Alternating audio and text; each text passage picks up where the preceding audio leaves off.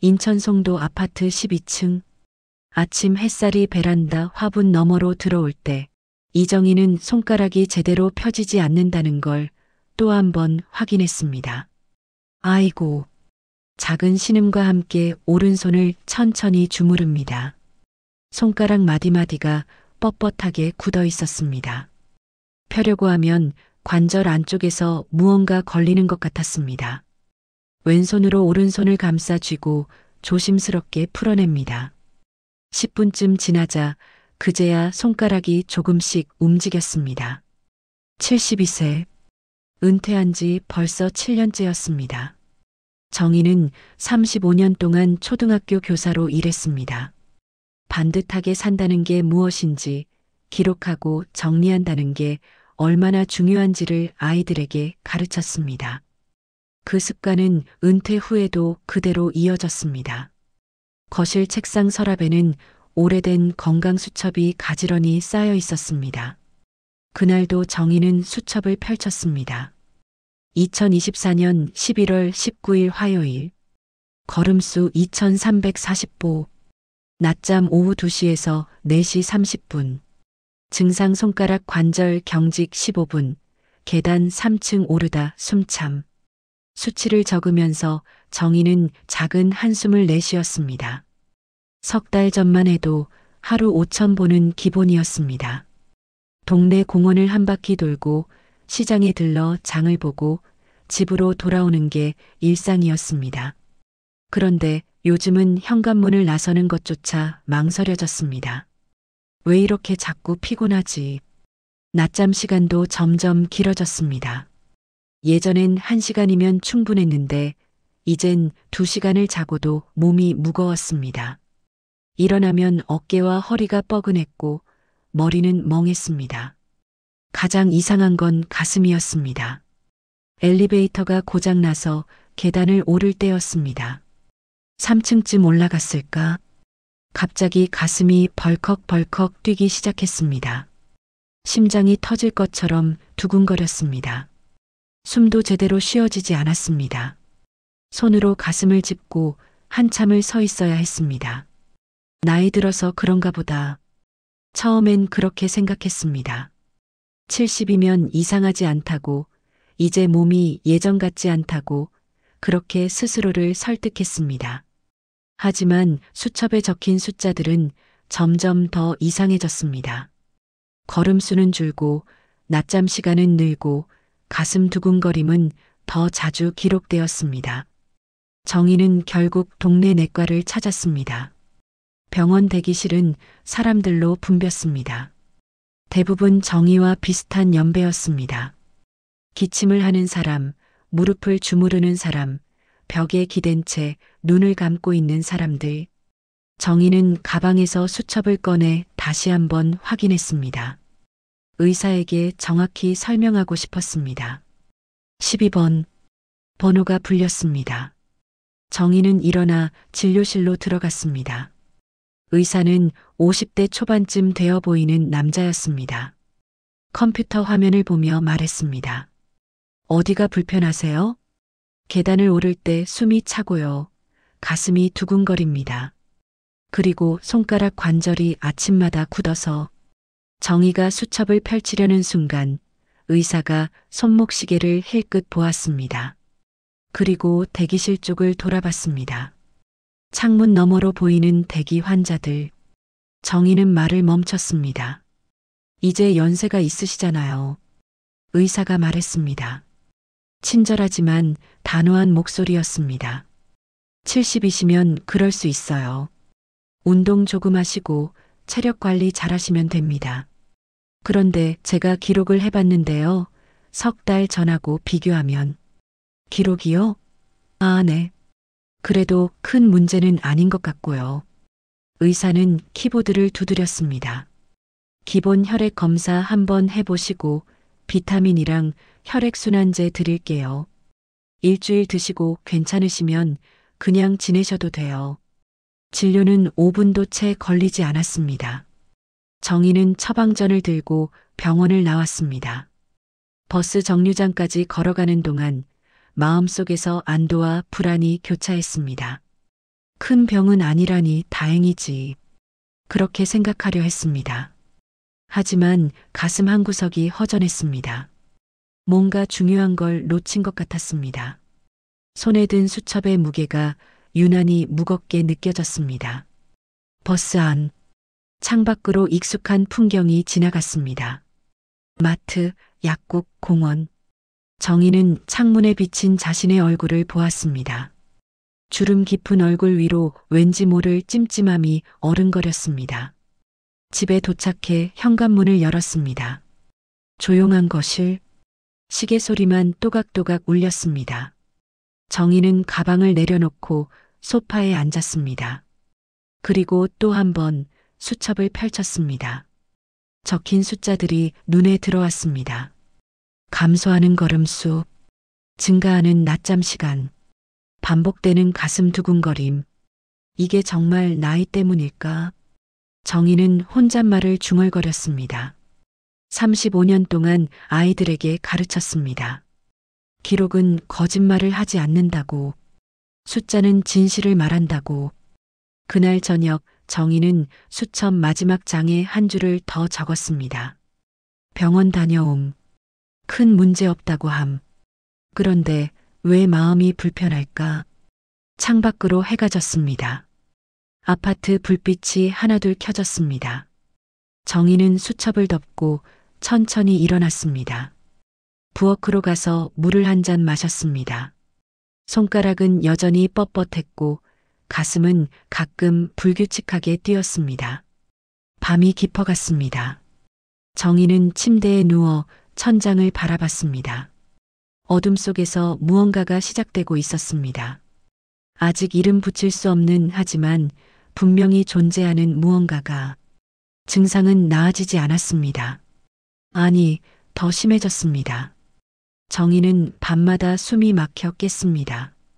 처음엔 꿈인 줄 알았습니다. 누군가 가슴을 짓누르는 것 같았습니다. 눈을 뜨면 심장이 미친 듯이 뛰고 있었습니다. 어둠 속에서 침대에 앉아 한참을 숨을 고르곤 했습니다. 아침은 더 힘들었습니다. 아이고 또 손가락이 말을 듣지 않았습니다. 완전히 굳어 있었습니다. 컵을 잡으려 해도 손가락이 펴지지 않았습니다. 억지로 힘을 주면 관절 안쪽에서 찌릿한 통증이 올라왔습니다.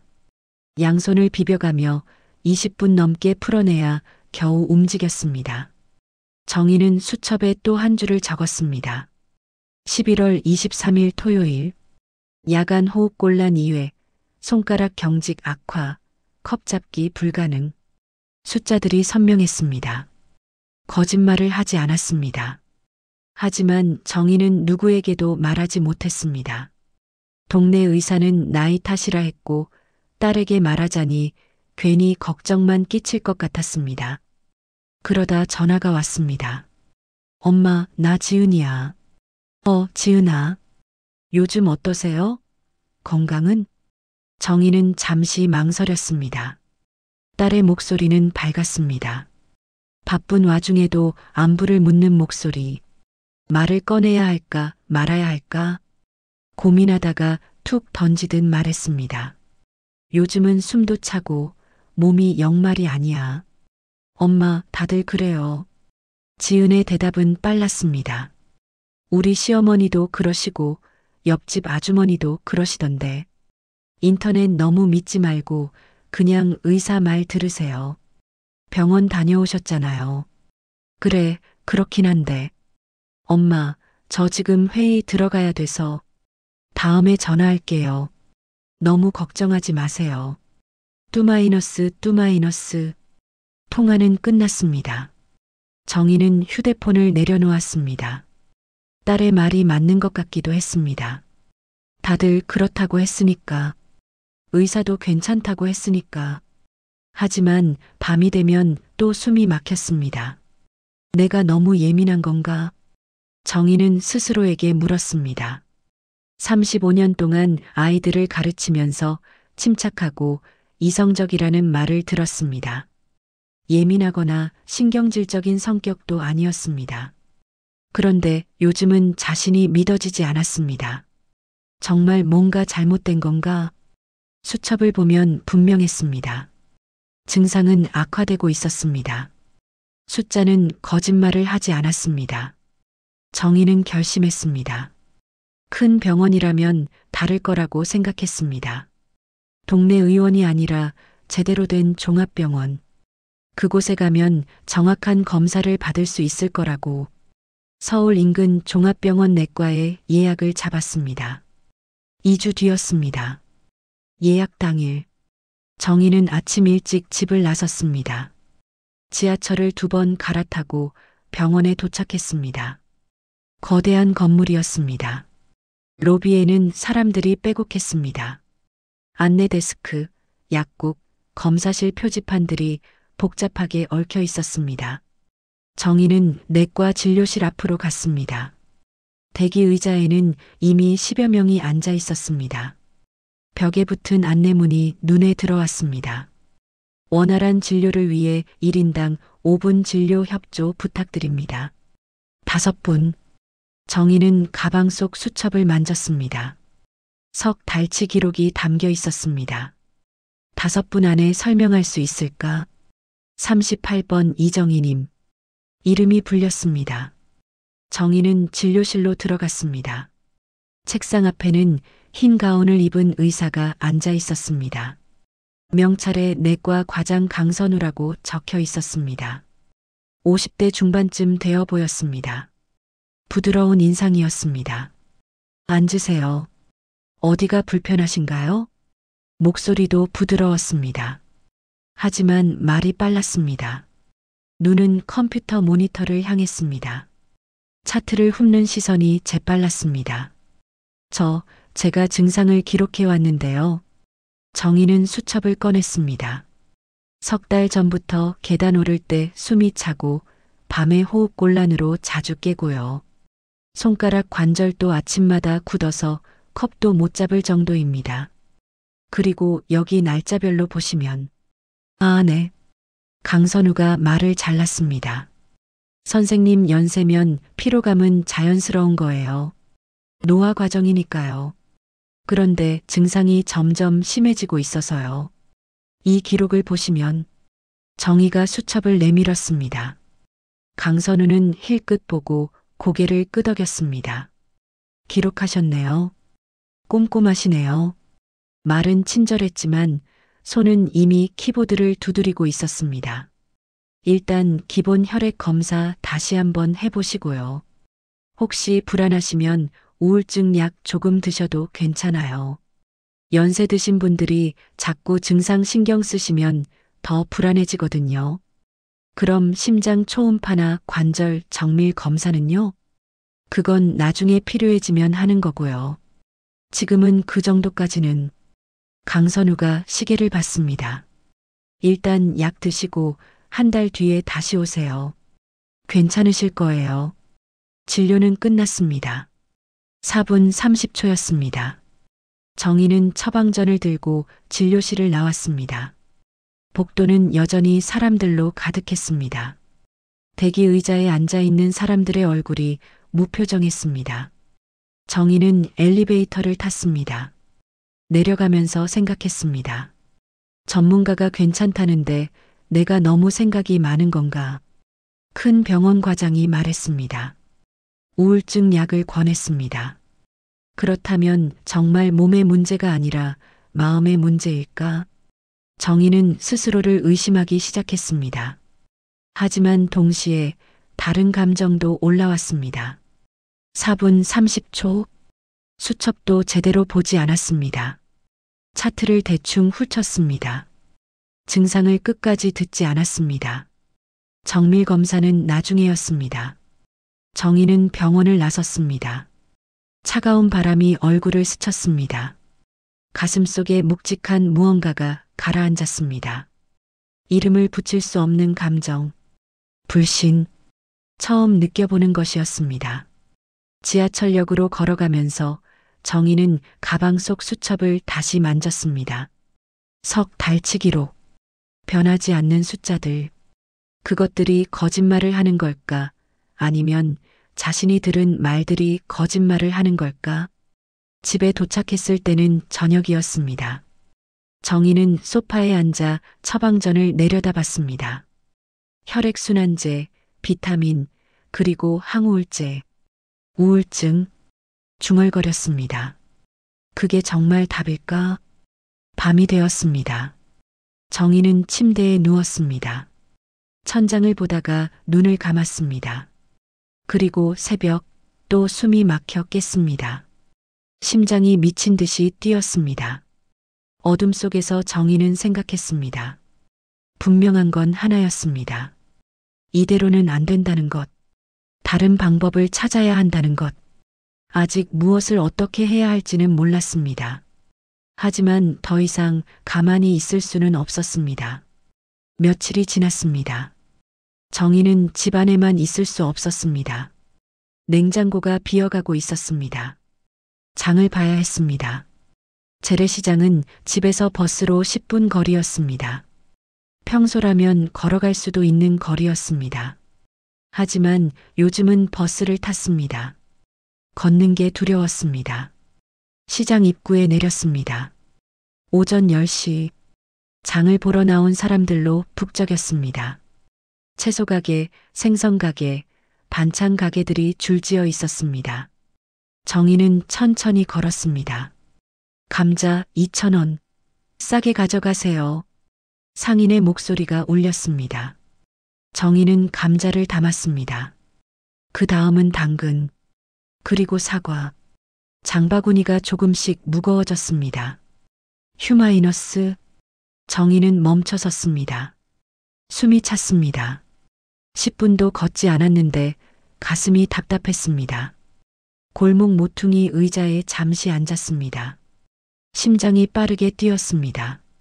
조금만 쉬면 괜찮아질 거야. 5분쯤 앉아 있었습니다.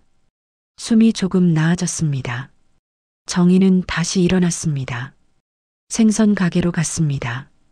고등어를 샀습니다. 반찬 가게에서 김치를 샀습니다. 계산을 마쳤습니다. 장바구니 2개가 손에 들려 있었습니다. 무거웠지만 감당할 만했습니다. 정희는 시장 입구 쪽으로 걸었습니다. 그때였습니다.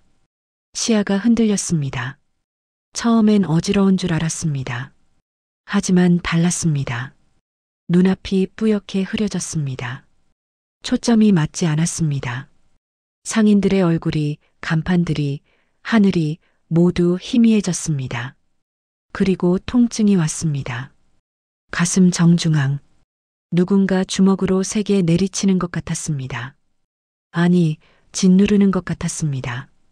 무거운 돌덩이를 가슴 위에 올려놓은 것처럼 숨을 쉴 수가 없었습니다. 으윽, 신음이 새어나왔습니다. 정희는 가슴을 움켜쥐었습니다. 장바구니가 손에서 떨어졌습니다. 쿵 마이너스.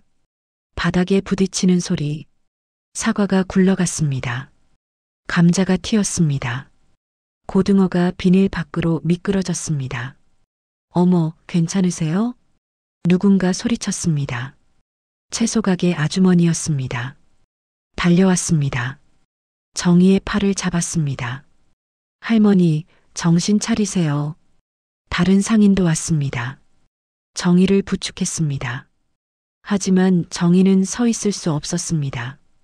다리에 힘이 없었습니다. 무릎이 꺾였습니다. 빨리 구급차 불러요. 119, 119 불러. 목소리들이 겹쳤습니다. 정희는 바닥에 주저앉았습니다. 차가운 시멘트 바닥. 시야가 점점 더 흐려졌습니다. 가슴 통증은 여전했습니다. 숨을 쉬려 해도 공기가 들어오지 않았습니다. 할머니, 눈 뜨세요. 눈 떠요. 누군가 정희의 뺨을 가볍게 두드렸습니다. 하지만 소리가 멀어졌습니다. 모든 게 느려졌습니다. 삐용 마이너스 삐용 마이너스. 구급차 소리가 들렸습니다. 점점 가까워졌습니다. 그리고 의식이 희미해졌습니다. 눈을 떴을 때 천장이 달랐습니다. 형광등이었습니다. 하얀 천장, 소독약 냄새, 어디선가 기계음이 들렸습니다. B-B- 규칙적인 소리. 엄마. 옆에서 목소리가 들렸습니다. 정희는 고개를 돌렸습니다. 딸 지은이 서 있었습니다. 눈이 빨갰습니다. 울었던 얼굴이었습니다. 엄마, 정신 차리셨어요? 괜찮으세요? 지은의 목소리가 떨렸습니다. 정희는 입술을 움직였습니다. 목이 말랐습니다. 여기가 어디니? 병원이에요. 응급실. 시장에서 쓰러지셔서. 지은이 정희의 손을 꽉 잡았습니다. 따뜻했습니다. 하지만 떨리고 있었습니다. 커튼이 젖혀졌습니다. 의사가 들어왔습니다. 30대 중반쯤 되어 보였습니다. 차트를 들고 있었습니다. 정신 차리셨네요. 이정희 환자분 맞으시죠? 네. 가슴 통증, 호흡 곤란이 있으셨죠? 꽤 오래된 것 같은데요. 의사가 차트를 보며 말했습니다. 심전도 검사 결과가 좀 이상합니다. 심장에 문제가 있을 가능성이 있어요. 이전에도 이런 증상이 있으셨으면 정밀 검사했어야 합니다. 정희는 대답하지 못했습니다. 목이 막혔습니다. 의사가 기록을 넘겼습니다. 그리고 고개를 들었습니다. 이 정도 증상이면 몇 달 전에도 이상 신호가 있었을 텐데 왜 더 안 알아보셨어요? 그 말이 가슴을 찔렀습니다. 정희는 입을 열었습니다. 하지만 말이 나오지 않았습니다. 머릿속에서 목소리들이 반복되었습니다. 이제 연세가 있으시잖아요. 선생님 연세면 피로감은 자연스러운 거예요. 우울증 약 조금 드셔도 돼요. 그 말들이 맴돌았습니다. 정희는 고개를 떨궜습니다. 저는 병원에 갔었는데요. 목소리가 작았습니다. 나이 탓이라고 들었어요. 의사는 잠시 침묵했습니다. 그리고 한숨을 쉬었습니다. 일단 입원하셔야겠습니다. 심장 초음파, MRI, 정밀 혈액 검사 다 해봐야 해요. 지금 상태로는 집에 보낼 수가 없습니다. 차트를 덮었습니다. 의사가 나갔습니다. 커튼이 다시 닫혔습니다. 지은이 정희 옆에 앉았습니다. 손을 잡은 채였습니다. 엄마. 지은의 목소리가 떨렸습니다. 왜 진작 말 안 하셨어요? 이렇게까지 아프셨으면. 말했잖니. 정희가 조용히 말했습니다. 요즘 몸이 안 좋다고. 숨도 차고 가슴도 두근거린다고. 그래도 이렇게까지인 줄은. 지은이 말을 멈췄습니다. 눈에서 눈물이 떨어졌습니다. 제가 그냥 넘겼네요. 엄마가 그렇게 말했는데도. 미안해요, 엄마. 진작 병원 같이 가볼걸. 지은의 목소리가 잦아들었습니다. 정희는 딸의 손을 꽉 쥐었습니다. 내 잘못이 아니야. 정희가 말했습니다. 나도 확신이 없었어. 정말 아픈 건지, 그냥 예민한 건지. 두 사람은 말없이 앉아 있었습니다. 응급실 밖에서 사이렌 소리가 또 울렸습니다. 누군가 다시 실려왔습니다. 의료진들이 뛰어갔습니다. 정희는 천장을 보았습니다. 형광등 불빛이 눈부셨습니다. 가슴이 여전히 무거웠습니다. 하지만 통증과는 다른 무게였습니다. 내 몸이 먼저 비명을 질렀구나. 정희는 생각했습니다. 수첩에 적은 숫자들, 석 달 동안의 신호들, 그 모든 게 거짓이 아니었습니다. 정희의 몸은 계속 말하고 있었습니다. 하지만 아무도 듣지 않았습니다.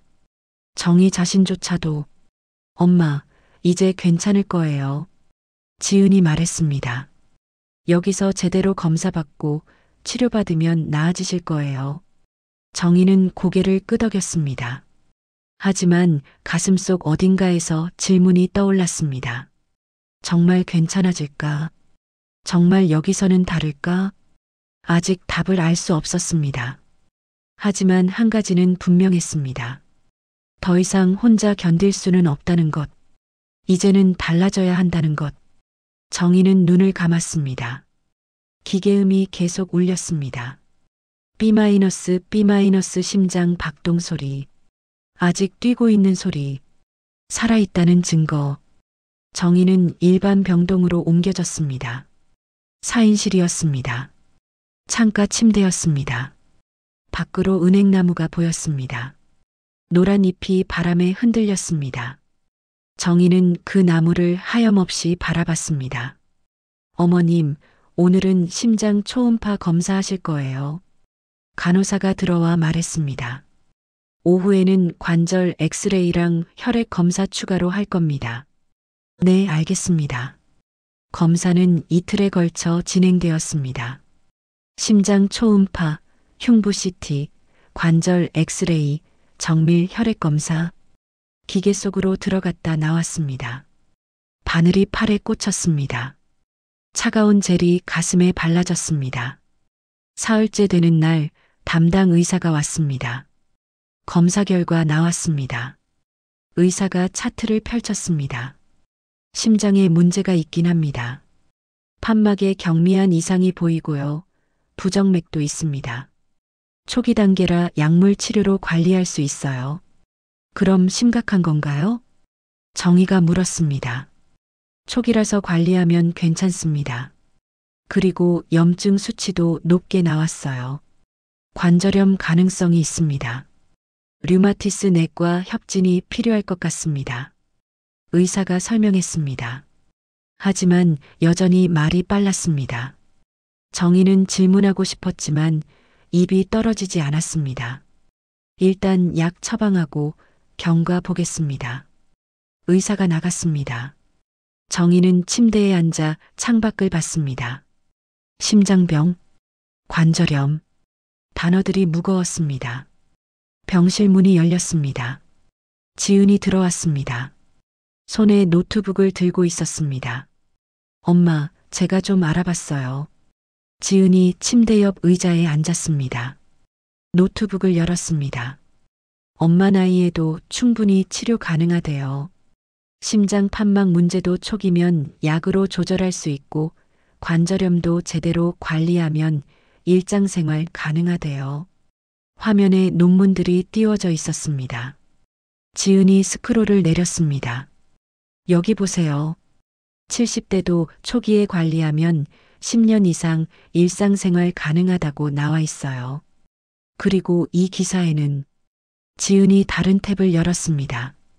나이라고 해서 검사나 치료 줄이는 건 의학적 근거보다 편견일 수 있다고 써 있어요. 나이가 아니라 환자 상태를 봐야 한다고요. 정희는 화면을 바라봤습니다. 글자들이 빼곡했습니다.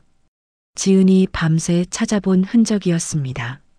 지은아, 엄마, 제가 노인의료권리센터라는 데도 연락했어요. 상담사분이 내일 오신대요. 상담사? 네. 엄마 같은 경우 도와주는 곳이래요. 병원이랑 어떻게 소통해야 하는지, 어떤 질문을 해야 하는지 알려준대요. 지은의 목소리에 힘이 있었습니다. 정희는 딸의 얼굴을 봤습니다. 눈밑이 거무스름했습니다.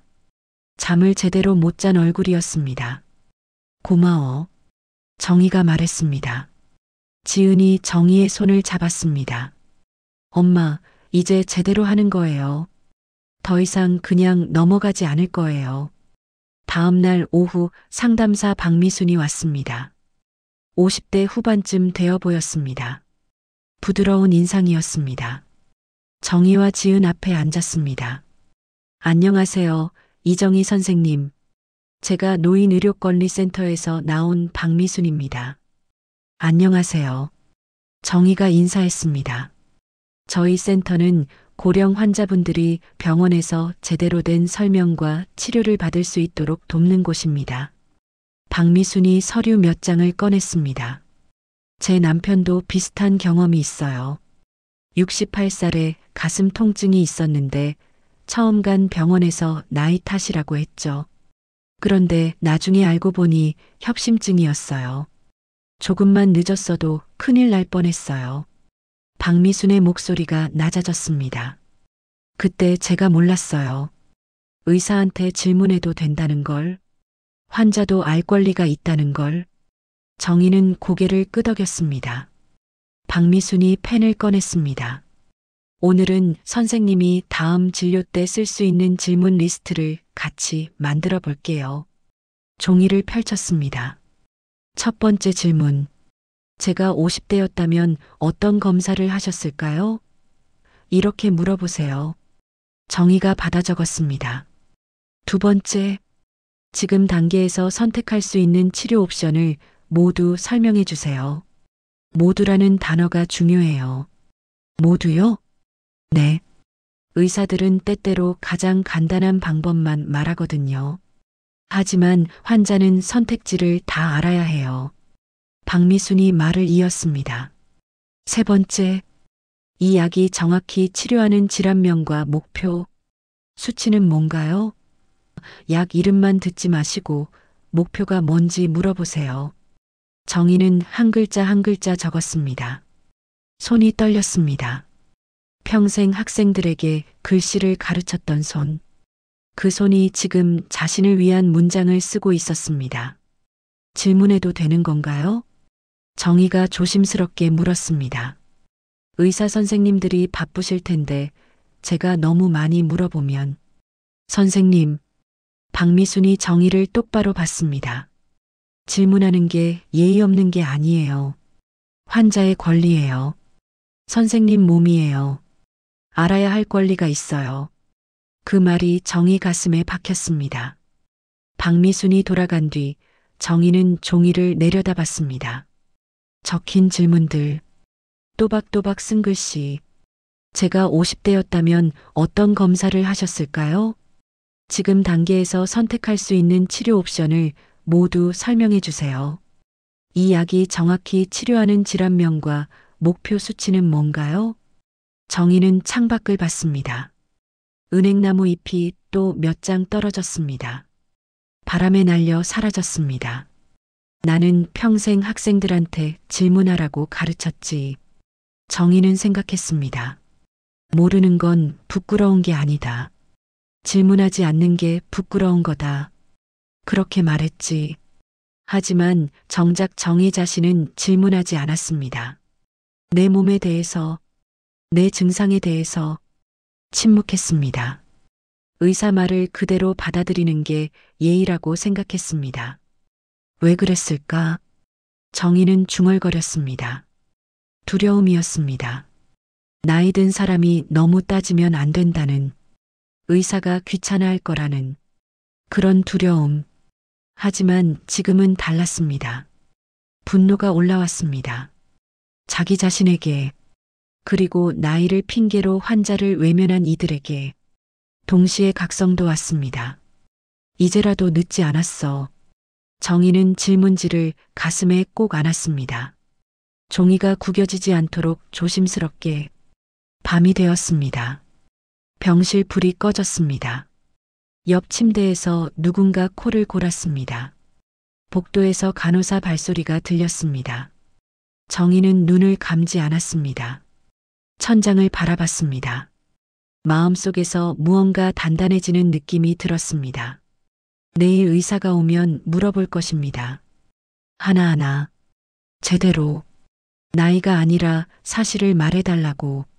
정희는 작게 미소 지었습니다. 오랜만이었습니다.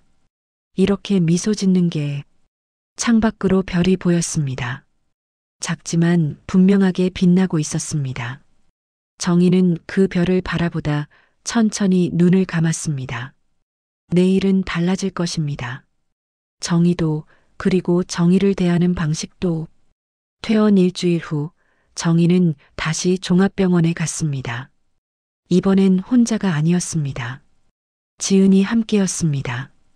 정희의 가방 안에는 노트와 펜, 그리고 박미순과 함께 작성한 질문 리스트가 들어 있었습니다. 진료실 앞, 대기 의자에 앉아 번호를 기다렸습니다. 정희의 손이 떨렸습니다. 지은이 그 손을 잡았습니다. 괜찮으세요, 엄마? 응, 괜찮아. 하지만 괜찮지 않았습니다.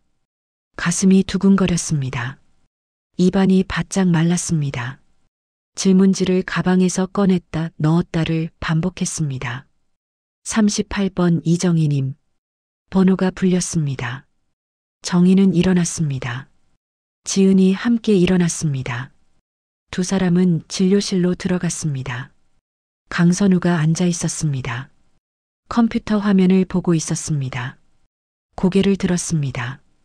아, 지난번에 응급실 다녀오신 분이시네요. 상태는 좀 어떠세요? 부드러운 말투였습니다. 하지만 여전히 빨랐습니다. 앉으세요. 정희는 의자에 앉았습니다. 지은은 옆에 섰습니다. 정희는 심호흡을 했습니다. 그리고 입을 열었습니다. 선생님, 목소리가 떨렸습니다. 하지만 또렷했습니다. 지난번 진료 때도 지금과 같은 증상이 있었습니다. 가슴 통증, 호흡곤란, 관절 경직. 그런데 정밀 검사 권유를 받지 못했습니다. 강선우가 화면을 봤습니다. 기록을 확인했습니다. 그때는 심각해 보이지 않았고 연세도 고려해야 해서 응급실 기록을 보니 그때 이미 이상이 있었을 수 있다고 했습니다. 정희가 말을 이었습니다. 손이 떨렸지만 목소리는 흔들리지 않았습니다. 그래서 여쭙고 싶은 게 있습니다. 정희는 가방에서 노트를 꺼냈습니다. 질문 리스트를 펼쳤습니다. 제가 50대였어도 같은 말을 하셨을까요? 진료실이 조용해졌습니다. 강선우의 손이 키보드 위에서 멈췄습니다. 정희를 봤습니다. 정희는 그 시선을 피하지 않았습니다. 그러니까 연세를 고려한 거라. 나이를 고려한다는 게 정확히 무슨 뜻인가요? 정희가 물었습니다.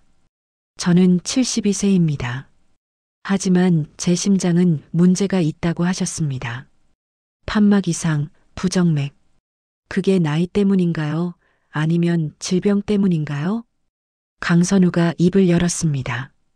하지만 말이 나오지 않았습니다. 지은이 한 걸음 앞으로 나섰습니다. 손에 출력물을 들고 있었습니다. 선생님, 제가 자료를 좀 찾아봤습니다. 지은이 종이를 책상 위에 놓았습니다. 같은 나이대 환자도 치료받으면 10년 이상 관리 가능한 데이터가 있습니다. 심장 판막 질환 초기 환자의 70%가 약물 치료로 정상 생활이 가능하다고 나와 있어요. 지은의 목소리에 힘이 있었습니다. 나이를 이유로 검사와 치료 옵션이 줄어드는 게 맞는 건가요?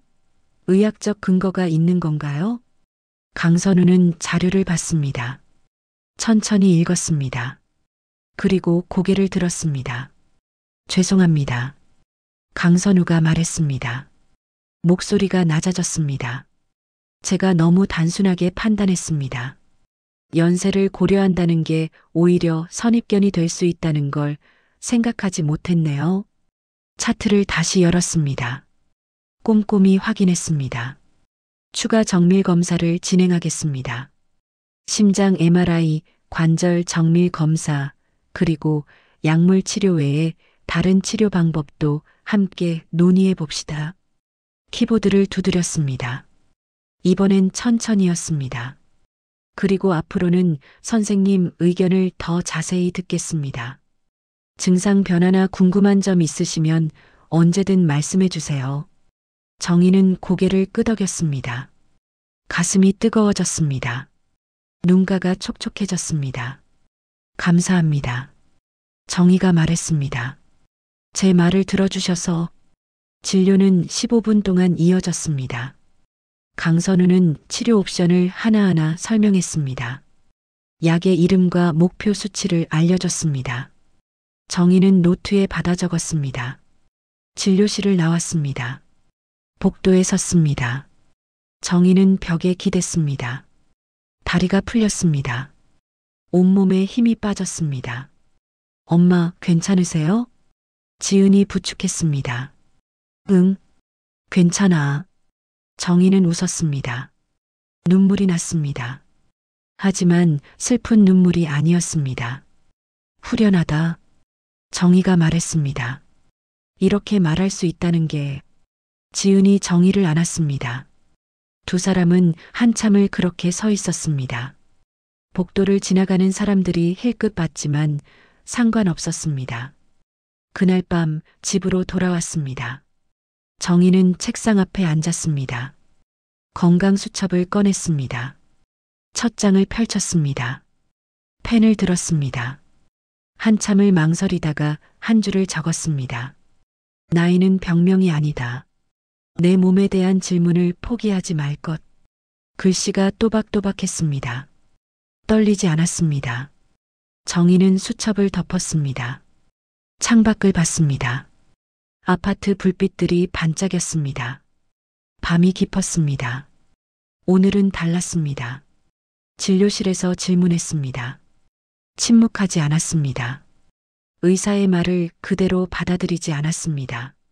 내 몸에 대해, 내 증상에 대해 내가 알아야 할 것들을 물었습니다.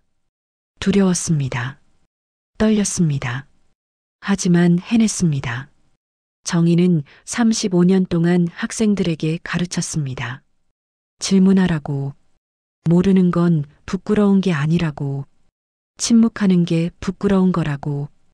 이제 정희도 그렇게 살 것입니다. 며칠 후 정희는 동네 공원을 걸었습니다. 천천히였습니다. 예전처럼 빠르지 않았습니다. 하지만 걸을 수 있었습니다. 가슴이 덜 답답했습니다. 약을 먹고 운동을 하고 몸을 관리했습니다. 벤치에 앉았습니다. 은행나무 아래였습니다. 노란 잎이 떨어졌습니다. 정희는 그 잎을 주었습니다. 손바닥에 올려놓았습니다. 휴대폰이 울렸습니다. 지은이었습니다. 엄마, 다음 주 진료 예약 확인하셨어요? 응, 확인했어. 질문 리스트 준비하세요. 이번에도 같이 갈게요. 고마워, 지은아. 당연한 거예요. 사랑해요, 엄마. 나도 사랑한다. 통화를 끝냈습니다. 정희는 휴대폰을 내려놓았습니다. 미소 지었습니다. 앞으로도 병원에 갈 것입니다. 여러 번 진료실 문 앞에서 또 떨릴 것입니다. 질문하기가 두려울 것입니다. 하지만 포기하지 않을 것입니다. 정희는 일어났습니다. 천천히 걸었습니다. 공원길을 따라갔습니다. 햇살이 따뜻했습니다. 바람이 불었습니다. 정희는 중얼거렸습니다. 내 나이를 기준으로가 아니라 내 삶의 의지와 몸의 상태로 나를 평가해 달라고 말하자. 그 말이 바람에 실려 날아갔습니다. 정희는 걸었습니다. 한 걸음 한 걸음, 느리지만 단단하게. 72세, 은퇴한 교사, 심장질환 초기 환자, 관절염 진단받은 사람. 하지만 그게 전부가 아니었습니다. 정희는 질문하는 사람이었습니다. 자신의 몸을 지키려는 사람이었습니다. 침묵하지 않는 사람이었습니다. 그리고 그것으로 충분했습니다. 공원 끝에 도착했습니다. 정희는 뒤를 돌아봤습니다. 걸어온 길이 보였습니다. 은행나무, 벤치, 꽃밭. 그 모든 게 햇살 속에서 빛났습니다. 정희는 다시 걸었습니다. 집으로, 내일로, 앞으로. 나이는 병명이 아니었습니다. 단지 살아온 시간이었습니다. 그리고 그 시간 속에서 정희는 배웠습니다. 질문하는 법을, 자신을 지키는 법을, 침묵하지 않는 법을. 그것이면 충분했습니다. 정희는 미소 지었습니다. 그리고 걸었습니다.